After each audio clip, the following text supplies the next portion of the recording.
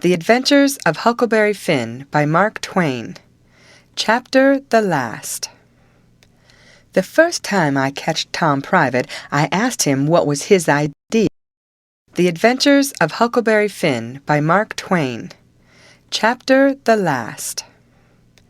The first time I catched Tom private, I asked him what was his idea time of the evasion. What it was he'd planned to do if the evasion worked all right and he managed to set a nigger free that was already free before.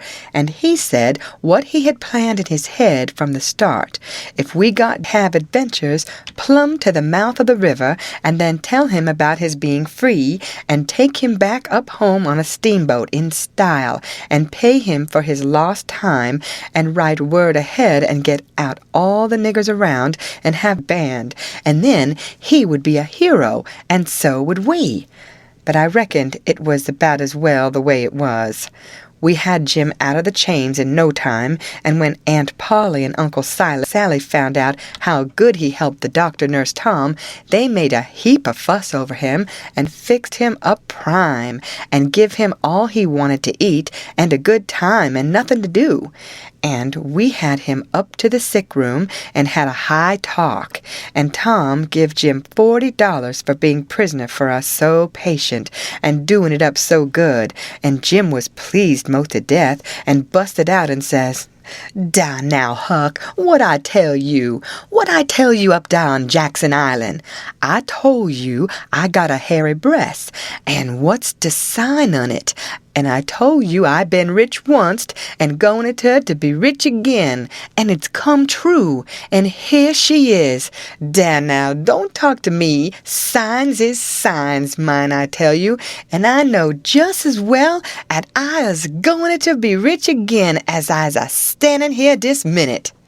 And then Tom, he talked along and says, "Let's all three slide out of here one of these nights and get an outfit and go for howling adventures amongst the Injuns over in the territory for a couple of weeks or two." And I says, "All right, that suits me.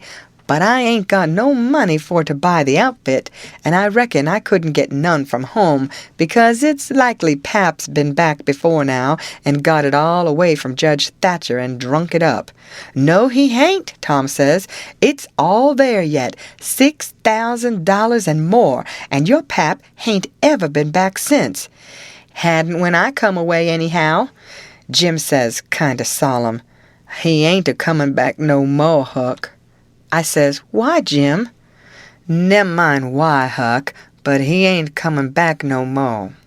But I kept at him, so at last he says, "Don't you 'member de house dat was floatin' down de river, and dey was a man in there, kivered up, and I went in and uncovered him, and didn't let you come in? Well, den you kin get your money when you wants it, 'cause dat was him." Tom's most well now, and got his bullet around his neck on a watch guard for a watch, and is always seeing what time it is, and so there ain't nothing more to write about. And I am rotten glad of it, because if I'd a knowed what a trouble it was to make a book, I wouldn't a tackled it, and ain't a-going to no more.